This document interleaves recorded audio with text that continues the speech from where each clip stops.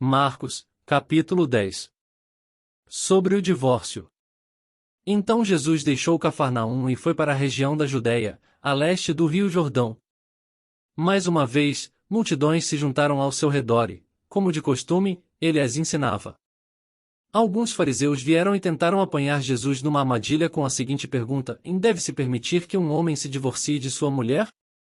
Jesus respondeu: o que Moisés disse na lei a respeito do divórcio? Ele o permitiu, responderam os fariseus. Disse que um homem poderia dar à esposa um certificado de divórcio e mandá-la embora. Jesus, porém, disse: e Moisés escreveu esse mandamento porque vocês têm um coração duro. Mas Deus os fez homem e mulher desde o princípio da criação.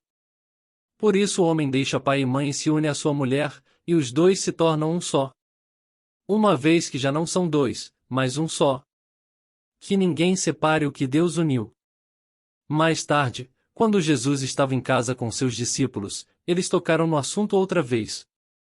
Jesus respondeu: quem se divorcia de sua esposa e se casa com outra mulher comete adultério contra ela.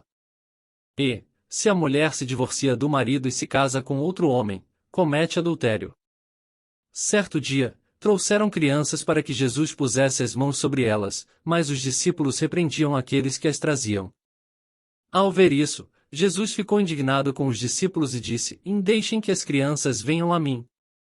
Não as impeçam, pois o reino de Deus pertence aos que são como elas. Eu lhes digo a verdade: quem não receber o reino de Deus como uma criança de modo algum entrará nele. Então tomou as crianças nos braços, pôs as mãos sobre a cabeça delas e as abençoou. Quando Jesus saía para Jerusalém, um homem veio correndo em sua direção, ajoelhou-se diante dele e perguntou: bom mestre, que devo fazer para herdar a vida eterna? Por que você me chama de bom? Perguntou Jesus. Apenas Deus é verdadeiramente bom.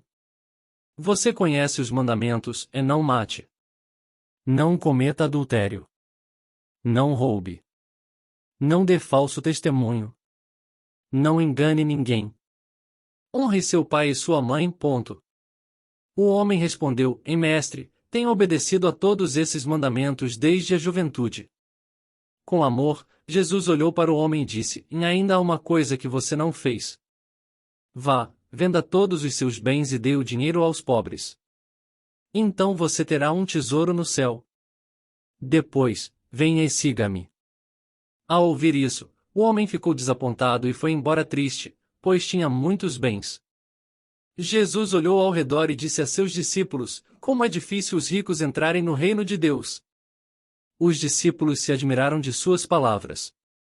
Mas Jesus disse outra vez: filhos, entrar no reino de Deus é muito difícil. É mais fácil um camelo passar pelo buraco de uma agulha que um rico entrar no reino de Deus. Perplexos, os discípulos perguntaram: e então quem pode ser salvo? Jesus olhou atentamente para eles e respondeu: para as pessoas isso é impossível, mas não para Deus. Para Deus, tudo é possível. Então Pedro começou a falar: deixamos tudo para segui-lo. Jesus respondeu: eu lhes garanto que todos que deixaram casa, irmãos, irmãs, mãe, pai, filhos ou propriedades por minha causa e por causa das boas novas receberão em troca, neste mundo, 100 vezes mais casas, irmãos, irmãs, mães, filhos e propriedades, com perseguição, e, no mundo futuro, terão a vida eterna. Contudo, muitos primeiros serão os últimos, e muitos últimos serão os primeiros. Por esse tempo, subiam para Jerusalém, e Jesus ia à frente. Os discípulos estavam muito admirados, e o povo que o seguia tinha grande temor. Jesus chamou os 12 à parte e, mais uma vez, começou a descrever tudo o que estava prestes a lhe acontecer. Ouçam, disse ele. Estamos subindo para Jerusalém, onde o Filho do Homem será traído e entregue aos principais sacerdotes e aos mestres da lei. Eles o condenarão à morte e o entregarão aos gentios. Zombarão dele, cuspirão nele, o açoitarão e o matarão, mas depois de 3 dias ele ressuscitará. Então Tiago e João, filhos de Zebedeu, vieram e falaram com ele: mestre, queremos que nos faça um favor. Que favor é esse? Perguntou ele. Eles responderam: quando o Senhor se sentar em seu trono glorioso, queremos nos sentar em lugares de honra ao seu lado, um à sua direita e outro à sua esquerda. Jesus lhes disse: Vocês não sabem o que estão pedindo. São capazes de beber do cálice que beberei? São capazes de ser batizados com o batismo com que serei batizado? Somos, responderam eles. Então Jesus disse: De fato, vocês beberão do meu cálice e serão batizados com o meu batismo. Não cabe a mim, no entanto, dizer quem se sentará à minha direita ou à minha esquerda. Esses lugares serão daqueles para quem eles foram preparados. Quando os outros 10 discípulos ouviram o que Tiago e João haviam pedido, ficaram indignados. Então Jesus os reuniu e disse: Vocês sabem que os que são considerados líderes neste mundo têm poder sobre o povo, e que os oficiais exercem sua autoridade sobre os súditos. Entre vocês, porém, será diferente. Quem quiser ser o líder entre vocês, que seja servo, e quem quiser ser o primeiro entre vocês, que se torne escravo de todos. Pois nem mesmo o Filho do Homem veio para ser servido, mas para servir e dar sua vida em resgate por muitos. Então chegaram a Jericó. Quando Jesus e seus discípulos saíam da cidade, uma grande multidão os seguiu. Um mendigo cego chamado Bartimeu, filho de Timeu, estava sentado à beira do caminho. Quando Bartimeu soube que Jesus de Nazaré estava perto, começou a gritar: Jesus, filho de Davi, tenha misericórdia de mim. Muitos lhe diziam aos brados: Encale-se. Ele, porém, gritava ainda mais alto: Filho de Davi, tenha misericórdia de mim.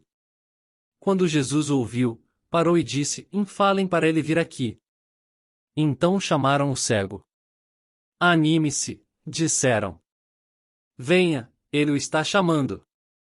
Bartimeu jogou sua capa para o lado, levantou-se de um salto e foi até Jesus. O que você quer que eu lhe faça? Perguntou Jesus. O cego respondeu: Rabi, quero enxergar. Jesus lhe disse: Vá, pois sua fé o curou. No mesmo instante, o homem passou a ver e seguiu Jesus pelo caminho.